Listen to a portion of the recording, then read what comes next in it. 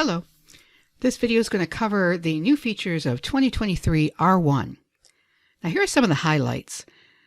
Because some programmers prefer to develop in the Visual Studio Code environment, we've added an extension so they can edit and compile and debug isCOBOL sources and projects.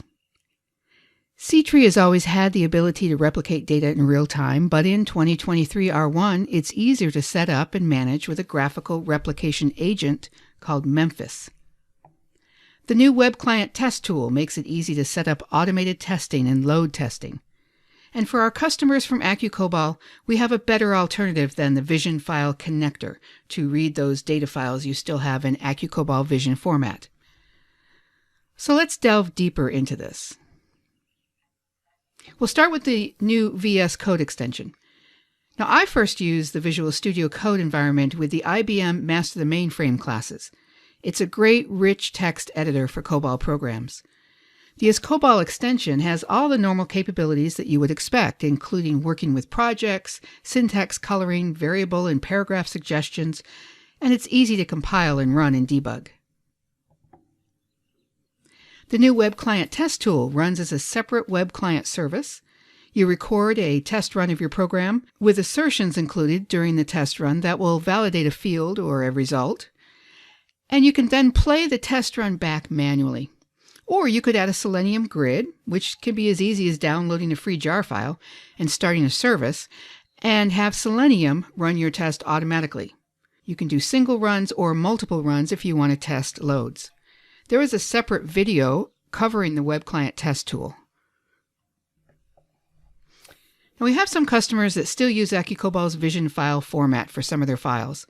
Maybe they haven't decided what format to convert to, or they're using a third-party tool that still needs to read Vision files. For this data that's still in the isCOBOL Vision file format, our customers were using a Vision File Connector, or a VFC, to access them. It required that you build it for each environment that you wanted to run it in, and an isCOBOL license, and it affected performance pretty heavily. So in 2023 R1, we added native Vision file handling to our runtime. This means that you can read and write to Vision files without the VFC or the isCOBOL license. Not only is it easier to use, just set the isCOBOL.file.index to VisionJ in your properties file, just like you would do for JISAM or C-Tree, but there's a performance boost as well, and you can see that in this table. Another nice thing about the VisionJ file handler is that it works with isMigrate, so now migrating out of Vision is much easier. Speaking of easy, it's so much easier now to set up live-time data replication with C-Tree. Turn on transaction handling, start C-Tree on a second server or wherever you want a copy of your data, and go to your web browser and use the new Memphis GUI Replication Manager to drag and drop connections. You'll go through graphical screens to set up your configuration options. There is a separate video demonstrating this on our YouTube channel at this address. And as always, we've improved compatibility in this version. The microfocus on statement is interesting. The example here initializes W data and then moves different values depending on the counter, even or odd or the first loop. The runtime is responsible for keeping track of the counter rather than the program having to do it. Now both Microfocus and IBM allowed a program to use an occurs field without the index, with the assumption that if it wasn't specified, it would be the first item. So as of this version, isCOBOL will do the same. It will mark it as a regular error instead of a severe error, and it will fix it assuming that the first occurrence of the table is the one that's being referred to.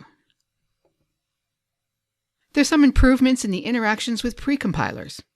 You don't need to use the DB2 or the Oracle precompilers, but there are some things that the precompilers did that you might want, like date handling or returning results in the same format that you're used to. Now you can get those benefits without actually having to precompile. Just use the compiler options, -CSDB2 and -CSORA. Customers migrating from VAX COBOL or OpenVMS systems needed special IBM numeric formats, which they can now get with the -DCV switch. We've also improved compatibility with DB2's preprocessor, adding support for SQL types like blob and statements like connect reset. It used to be necessary to define all possible passed parameters in the linkage section.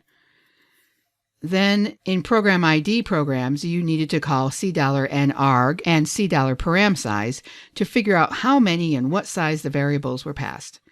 Class ID programs used to have a method for every possible number and combination of parameters. But in 2023R1, you just define one object for storing all of the linkage items passed, and then you get the number of parameters with one call in the program. This is done using the Java var_args method. It's officially object-oriented COBOL, but it's a minor implementation. It's fairly easy to understand for the traditional COBOL programmer. On the top left is a normal program, tprogid. The linkage section references the Java class for pickaxe items, and the 3 dots denote that a variable number of parameters will be used. You can get the number of parameters passed using the length method. The code at the bottom left shows how to call tprogid with a variety of parameters.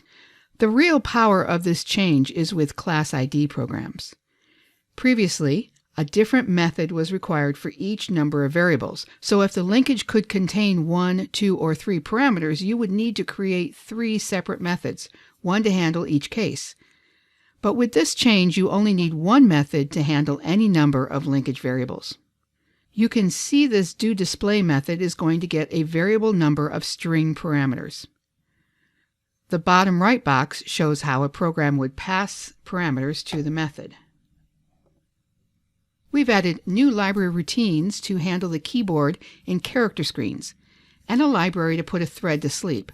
These are all compatible with Micro Focus COBOL.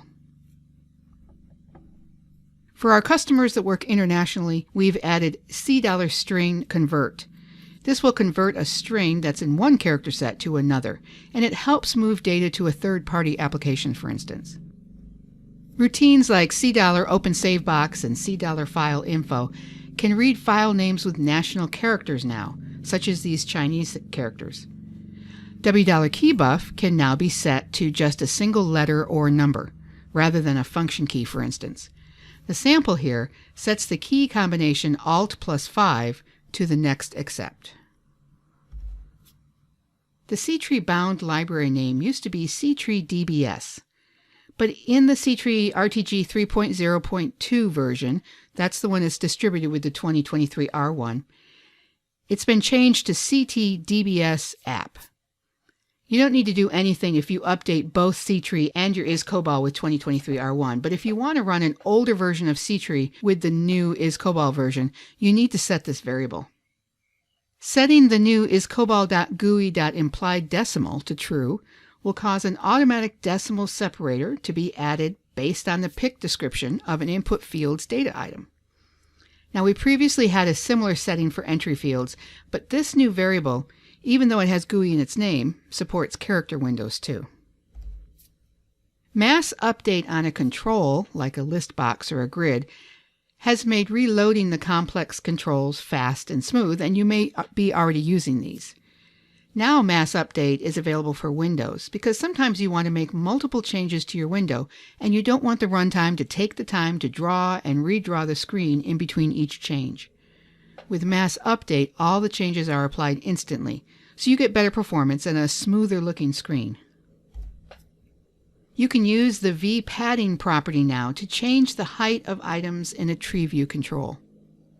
And if your tree view control is the table style, such as the picture on the screen, you can assign a different bitmap to individual items, like the guitar next to Eric Clapton's name and the play arrows after some of the song names here.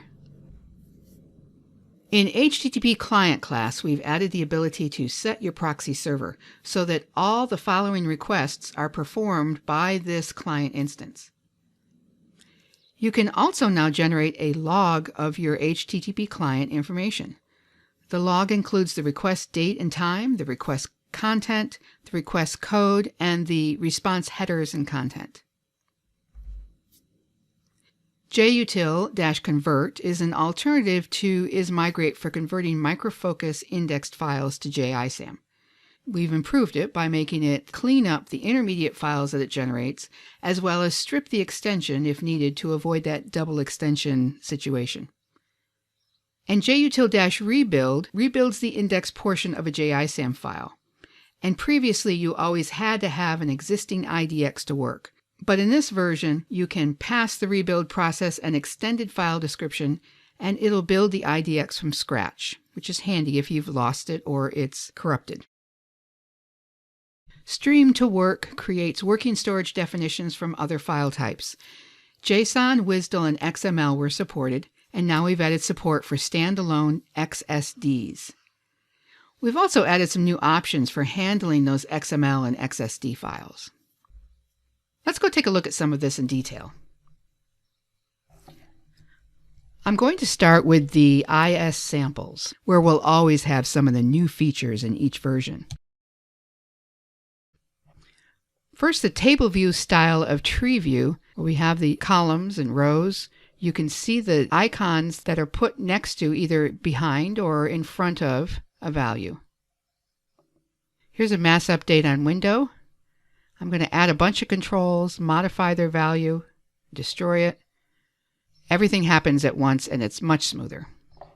And finally, the $string convert. I'm going to input a value that has some special characters in it. The input encoding is Windows 1252, and here we'll change this to UTF-8. Click on Convert, and there's your conversion. Okay, let's take a look at the new VS Code. So this is VS Code, and I've already added our isCOBOL extension. There's a new book in our documentation that covers the Visual Studio Code extension. Follow the directions in the Getting Started section to download the extension and to add it to the environment. I'm going to open up a folder in my variant installation under Sample. There's a new VS Code sample, and I'll click on Select Folder, and I have it here. And I've opened up the I/O index. This is our I/O performance sample. Let's take a look at the configuration. I'm going to click on the extensions, and here's my variant isCOBOL extension, and then I'll click on the settings, like that. And there are a lot of configuration settings that are specific to variant that you can set. The required ones, the most important ones, are your JDK and JRE root folders, and then down a little bit farther, the SDK folder. So I have those set, and I want to make sure that I'm compiling for debug, so that's my -D here. And let's close our settings. Back to our project. I'm going to open up the README.